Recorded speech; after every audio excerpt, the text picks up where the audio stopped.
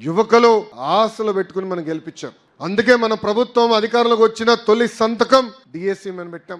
గడిచిన 40 సంవత్సరాలు 80% టీచర్ పోస్టులు మన ప్రభుత్వమే భర్తీ చేసింది. ఈరోజు మెగా డిఎస్సి పెట్టాం. 16,347 పోస్టులకి డిఎస్సి ఏర్పాటు చేస్తున్నాం. జూన్ మాసం నుంచి ఎగ్జామ్స్ మొదలవుతున్నాయి. దాంట్లో కూడా కొత్త కాంట్రవర్సీ పెడుతున్నారు కొంతమంది. మైకాపాలకు పని పాటు లేదు, సుప్రీం కోర్టు వరకు వెళ్ళారు. ఈ రోజు డిఎస్సి ఆపేదానికి దేవుడి దేవలు ఆగదనుకుంటున్నాం. ఎందుకంటే బలమైన నోటిఫికేషన్ మనం ఇచ్చాం. టైం పెంచాలంటున్నారు.